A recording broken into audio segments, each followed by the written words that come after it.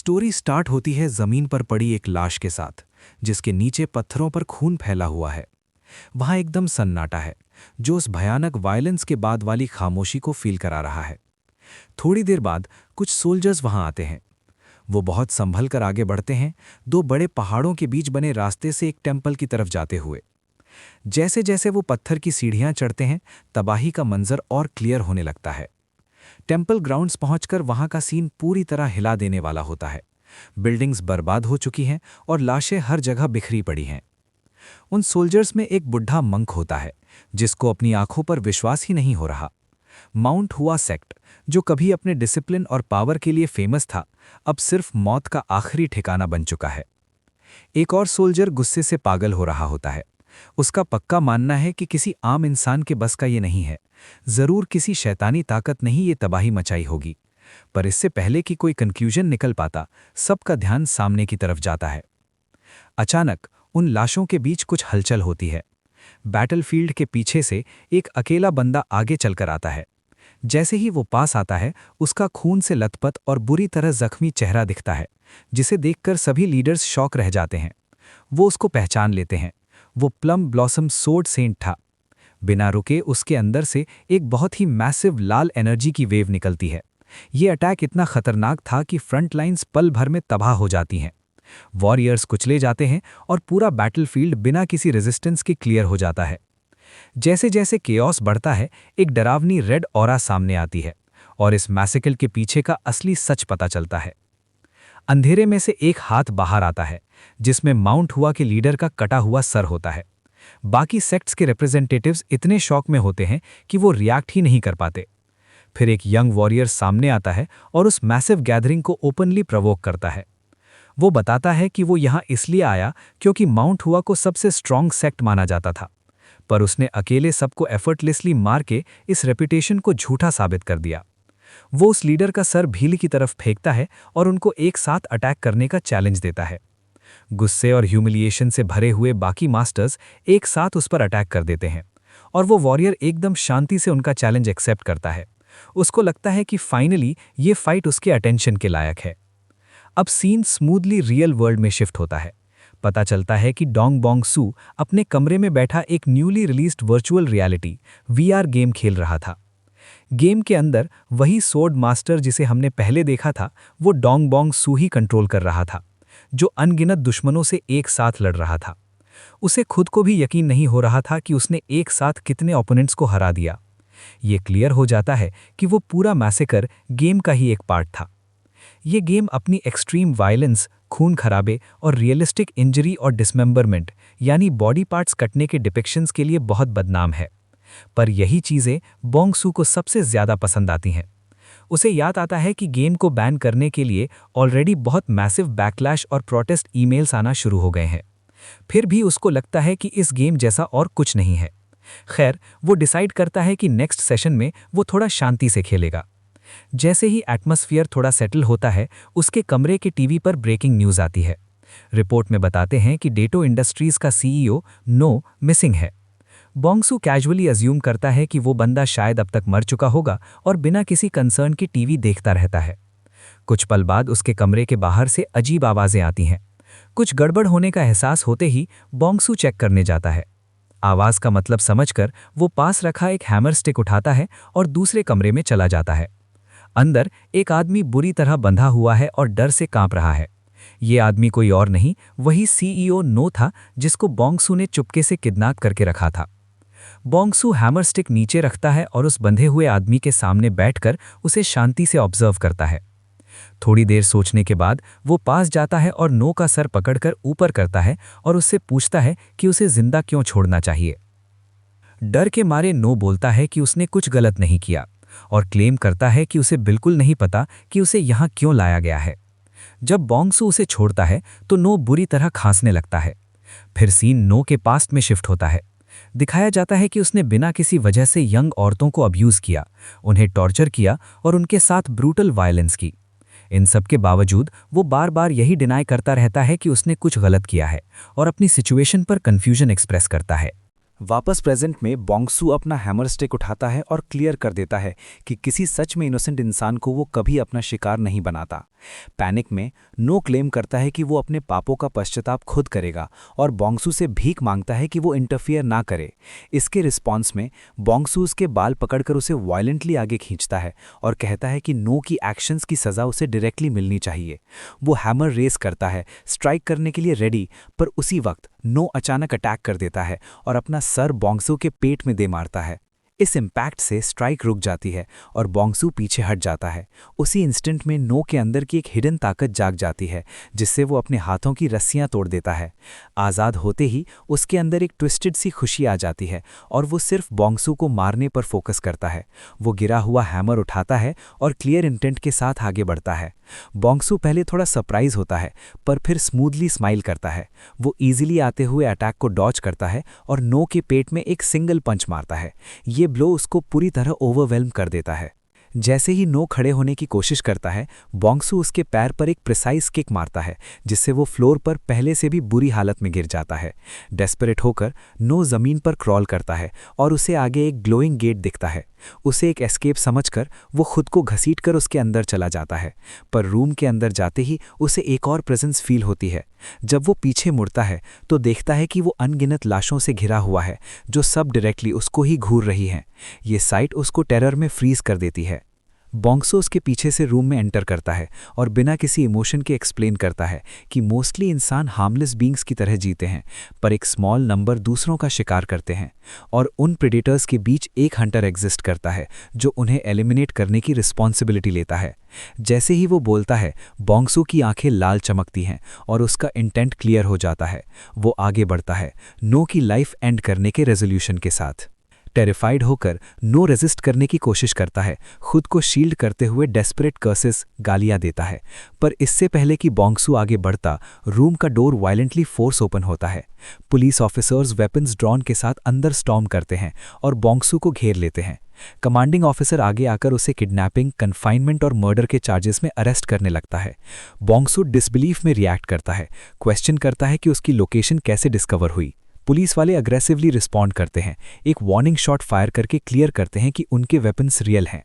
बोंगसू bullet के impact point को observe करता है और फिर धीरे से उनको वापस देखता है। ये सिचुएशन उसे स्ट्रांगली उस वर्चुअल गेम की याद दिलाती है जो वो अभी खेल रहा था। अचानक वो हंसने लगता है जिससे ऑफिसर्स कंफ्यूज हो जाते हैं। फिर वो सीईओ नो के सारे क्राइम्स की फुल एक्सटेंट रिवील करता है। 6 औरतों का मर्डर, जो टॉर्चर उन्होंने सहा और मरने से पहले ली गई फोटोग्राफ्स एक्सपोज करता है। पुलिस विजिबली शेकन हो जाती है जबकि नो पैनिक करने लगता है क्योंकि उसका पास्ट बैर हो चुका था। बोंगसू रूम में पड़ी लाशों की तरफ इशारा करके एक्सप्लेन करता है कि ये सारी जानें नो के खुद के हाथों से ली गई हैं। वो डिस्क्राइब करता है कि नो जैसे लोग प्रेडेटर्स हैं जो इनोसेंस को एक्सप्लॉइट और डिस्ट्रॉय करते हैं। वो क्लियर करता है कि उसके एक्शंस ऐसे इंडिविजुअल्स को हंट करने का पार्ट थे। फाइनली वो नो की तरफ पॉइंट करके स्टेट करता है कि आज जिसे सज़ा मिलनी चाहिए वो खुद नहीं, बल्कि ये आदमी है जो उनके सामने खड़ा है। बोंगसू की बातें सुनकर सीईओ नो कंप्लीट टेरर में गिर जाता है, पर एक पुलिस ऑफिसर जो कैजुअली सिगरेट लाइट करते हुए गन पकड़े खड़ा था, अपने एटीट्यूड से क्लियर कर देता है कि उसके सामने खड़ा इंसान सिर्फ एक किडनैपर और मर्डरर है। ये रिस्पॉन्स बोंगसू के अंदर एक गुस्से का सर्ज इग्नाइट करता है। वो अपना हैमर लिफ्ट करता है, रियलाइज करते हुए कि अथॉरिटीज़ को समझाने की कोई भी अटेम्प्ट फेल हो चुकी है। उस मोमेंट में वो एक्सेप्ट कर लेता है कि यहाँ एक्सप्लेनेशन का कोई मीनिंग नहीं। इस रियलाइजेशन पर एक्ट करते हुए वो हैमर नो की तरफ स्विंग करता है। पुलिस इंस्टेंटली रिस्पॉन्ड करती है, स्ट्राइक लैंड होते ही ओपन फायर करती है। जैसे ही हैमर नो के फेस पर कनेक्ट होता है, सेम टाइम पर बुलेट्स फायर हो जाती हैं। बोंगसू को एक बुलेट अपनी तरफ रश करते हुए दिखती है। अपने फाइनल कॉन्शियस थॉट में वो रिफ्लेक्ट करता है कि अगर उसे एक और चांस मिलता तो वो बिना हेजिटेशन के ऐसे क्रीचर्स को कंटिन्यू हंट और पनिश करता। उस ब्रूटल वर्चुअल गेम की तरह वो ऐसी जगह लॉन्ग करता है जहां जजमेंट फ्रीली और बिना किसी रिस्ट्रेंट के कैरी आउट की जा सके। बुलेट उसे स्ट्राइक करती है और उसकी कॉन्शियसनेस फेड होने लगती है। मेमोरीज उसके माइंड में रैपिडली फ्लैश करती हैं, इससे पहले कि सब कुछ डार्क हो जाए। पता नहीं कितने टाइम बाद बोंगसू की आंखें स्नैप ओपन होती हैं और उसके थ्रोट से एक स्क्रीम एस्केप करती है। अवेयरनेस रीगेन करते ही वो कॉम्प्रिहेंड नहीं कर पाता कि वो अभी तक अलाइव क्यों है। उसे क्लियरली याद था कि उसे शूट किया गया था। एक आदमी उसके सामने खड़ा था जो कि इक्वली शॉक्ड था क्योंकि उसे बिलीव था कि बोंगसू डेड है। जैसे ही बोंगसू अपने सराउंडिंग्स को अंडरस्टैंड करने की कोशिश करता है, वो आदमी उसे देखकर फ्यूरियस हो जाता है। वो बोंगसू का कॉलर ग्रैब करता है और उसे स्ट्राइक करता है। क्लियरली उस एफर्ट से इरिटेटेड था जो उसे मार्केट से यहाँ तक ड्रैग करने में लगा। उस रूम में शव करने के बाद वो आदमी लीव कर देता है, कोई फर्दर इंटरेस्ट शो नहीं करता, जैसे उसकी इन्वॉल्वमेंट फिनिश हो गई हो। रेज बोंगसू के अंदर बॉयल होता है। उसके हैंड के पास एक स्टोन पड़ा होता है। वो उसके लिए रीच करता है, अटेम्प्ट करता है कि स्टैंड हो और उस आदमी को परस्यू करे, पर स्टोन उसके ग्रास्प से स्लिप हो जाता है। उसकी बॉडी उसे बिट्रे करती है। वायलेंट कफिंग उसे ओवरटेक कर लेती है और उसके लिम्स इम्पॉसिबली वीक फील होते हैं। वॉक करना डिफिकल्ट ही नहीं, नियरली इम्पॉसिबल लगता है। कंफ्यूज्ड होकर वो खुद को एग्जामिन करने के लिए क्लोथ्स ओपन करता है। जो वो देखता है वो कंफर्म करता है कि समथिंग इज टेरिबली रॉन्ग। ये उसकी ओरिजिनल बॉडी नहीं है। फ्रेम इमैसिएटेड, बहुत वीक है, स्किन के नीचे बोन्स प्रोट्रूड कर रही हैं और स्ट्रेंथ का कोई साइन नहीं है। उसकी बॉडी पर स्कार्स कवर्ड हैं। हर स्कार पेन और अब्यूज़ का रिकॉर्ड है। वो बाहर देखता है, मून स्काई में हैंग कर रहा है और उसके बियॉन्ड एक वास्ट एम्पायर स्ट्रेच होता है।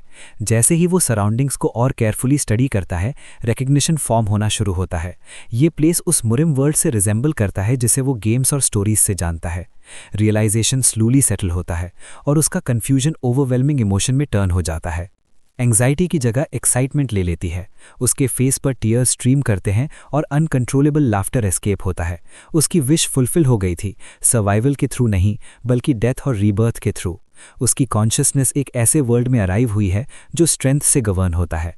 जब उसके इमोशंस फाइनली स्टेबलाइज होते हैं तो उसका एक्सप्रेशन एक अनसेटलिंग स्माइल में ट्विस्ट हो जाता है। सीन शिफ्ट होता है।